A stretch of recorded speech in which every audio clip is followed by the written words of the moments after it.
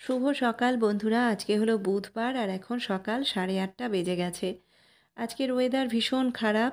গতকাল রাত্রে থেকেই বৃষ্টি হচ্ছে, ভোরবেলাও বৃষ্টি হয়েছে আর এখন তো পুরো মেঘলা হয়ে রয়েছে। তো ভোরবেলা একবার ঘুম থেকে উঠেছিলাম 5টা নাগাদ। মেয়েকে যেহেতু স্কুলে পাঠাতে হবে সেই জন্য উঠেছিলাম। তো উঠে দেখলাম বৃষ্টি হচ্ছে ভালোই। তো সেই জন্য আর মেয়েকে ডাকিনি আর স্কুলেও পাঠাইনি। তো আমি যথারীতি আবার একটুখানি শুয়েছিলাম আর সেই জন্যই পরে ঘুম থেকে উঠতে দেরি হয়ে গেছে। তো তারপরে ঝটপট উঠেই ফ্রেশ হয়ে নিয়ে রান্না বসিয়ে দিয়েছি। আর আজকে সব রকম মেশানো একটা তরকারি রান্না করব বলে ভেবেছিলাম। তারপরে হঠাৎ মনে পড়ল যে কয়েকটা লাউয়ের ডাঁটা রয়েছে, তো সেইগুলো একটু কেটে এই তরকারির মধ্যে দিয়ে দিলাম। কারণ এতটাই অল্প ডাঁটা যে আলাদা করে রান্না করলে একদমই অল্প হয়ে যাবে। তো সেই জন্য এই তরকারিটার সাথে মিশিয়ে দিলাম। তো প্রথমে ভাবছিলাম কীরকম হবে না হবে, তো যাই হোক দিয়েই দিয়েছি। তারপরে পরে খাওয়ার সময় দেখলাম যে খুব একটা খারাপ লাগেনি, ভালোই লেগেছে। তো এই হচ্ছে ব্যাপার, এখন তাড়াতাড়ি করে রান্নাটা করে ফেলতে হবে। এখন বেজে গেছে সকাল 10:30। রান্নাবান্না শেষ করে বারান্দায় এসে একটু দাঁড়ালাম। আসলে হাজব্যান্ড এইমাত্র বেরিয়ে গেল তার কর্মক্ষেত্রে, সেই জন্যই এসেছিলাম। তো বাইরের ওয়েদার এখনও একই অবস্থায় রয়েছে, কোনো রকম রোদ ওঠেনি, ঝিরঝির করে একটু বৃষ্টিও পড়েছে, যার জন্য গাছপালা এখনও ভেজা। আর আমার বারান্দার গাছের অবস্থা খুবই খারাপ, কারণ বেশ কিছুদিন গাছে জল দেওয়া হয়নি আর ওদিকে করুণাও এখন কাজে চলে এসেছে। আর গাছগুলো একদম শুকিয়ে গেছে, আমি ছিলাম না কয়েকদিন, তো সেই জন্য গাছগুলোতে জল দেওয়া হয়নি আর আমি আসার পরেও ঠিকমতো জল দেওয়া হচ্ছে না। সব কিছু ঠিকমতো করতে একটু সময় লাগবে, অনেক কাজই রয়েছে যেগুলো পড়ে রয়েছে, করা হচ্ছে না। তো আস্তে আস্তে সেগুলো এক এক করে হবে। আর এখন ঘরে এলাম, তুতুনকে একটু জুস দেবো, যার জন্য মোসাম্বি কেটে নিলাম। তুতুনকে ফলের জুসটা দিয়ে এখন একটু মাকে ফোন করব, কিছুক্ষণ কথা বলবো।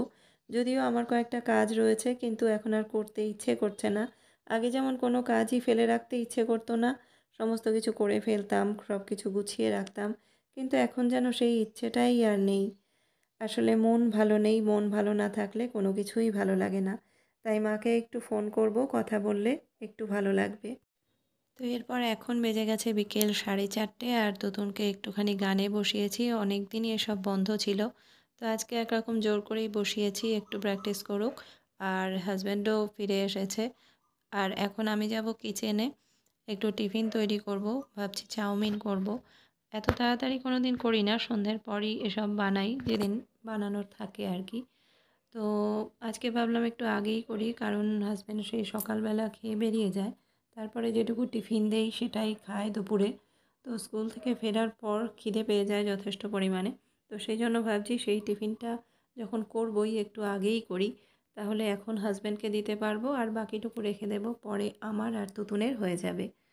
তো যথারীতি এখন চলে এলাম রান্নাঘরে। আর এই সমস্ত সবজিগুলো আগেই কাটিয়ে রেখেছিলাম করুণাকে দিয়ে, তো সেগুলো বের করে নিলাম। কাটা থাকলে অনেক সুবিধা হয়, যে কোনো কিছুই ঝটপট করে নেওয়া যায়।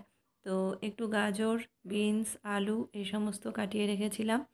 আর এগুলো একটুখানি ভাজা ভাজা করে নিয়েছি আর তার সঙ্গে দিয়ে দিলাম দুটো ডিম। তো সমস্ত কিছু একসাথে মিক্সড করে নেব।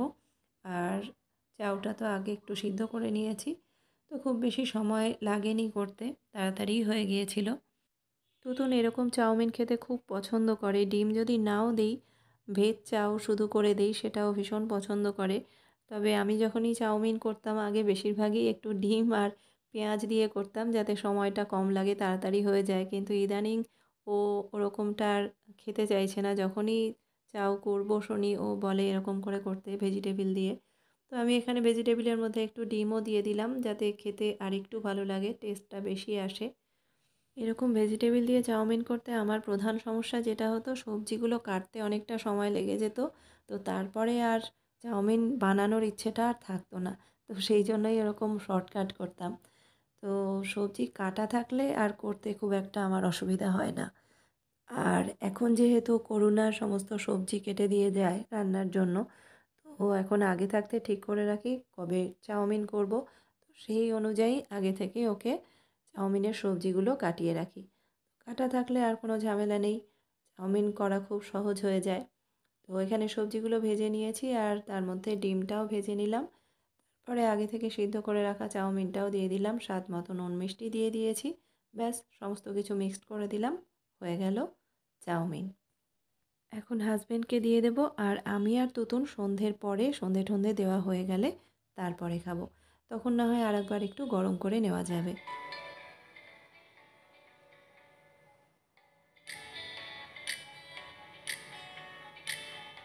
আজকে যা ওয়েদার তাতে আর জামা কাপড় কাচানো হয়নি, এগুলো সমস্ত গতকালকের জামা কাপড়।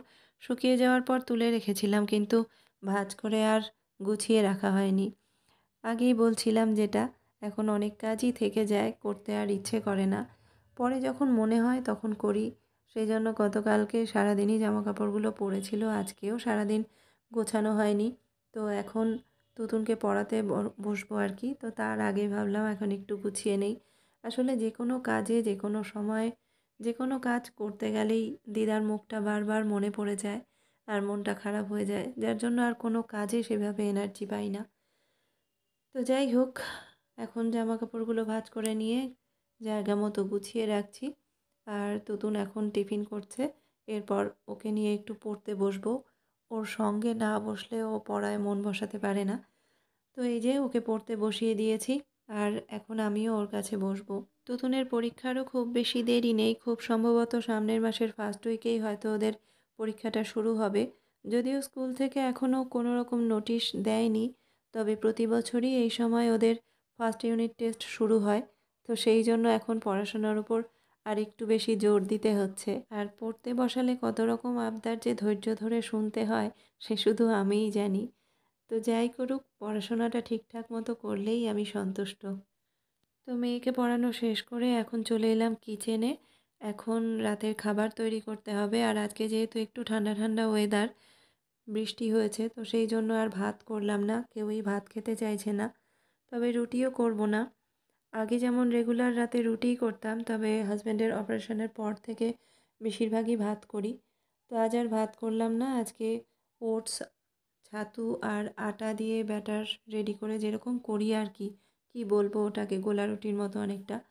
তো সেটাই করব, এটা তাড়াতাড়িও হয়ে যাবে, আর আজকে একটু এই ওয়েদারে ভালোই লাগবে খেতে। আর এগুলো যেহেতু একটু মোটা হয়, তাই দুটো করে খেলেই আমাদের যথেষ্ট হয়। মাঝে মধ্যে হাজব্যান্ডকে তিনটে দিই প্রয়োজন হলে, তবে আজকে আর খেতে চাইলো না, তাই সবার জন্যই দুটো করে করলাম। তো এগুলো করা হয়ে গেছে, এখন 10টা মতো বাজে, আর এখন সবাইকে খেতে দিয়ে দিচ্ছি। আর এটার সঙ্গে রয়েছে একটু তরকারি, যেটা ওবেলাতেই করেছিলাম। তো এই হলো আজকে আমাদের ডিনার, আর এই সঙ্গে আজকের ভিডিওটাও এখানেই শেষ করছি। আবার নতুন একটা ভ্লগে দেখা হচ্ছে।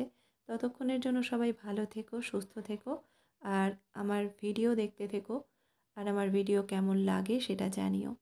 তো আবার দেখা হবে নতুন একটা ভ্লগে।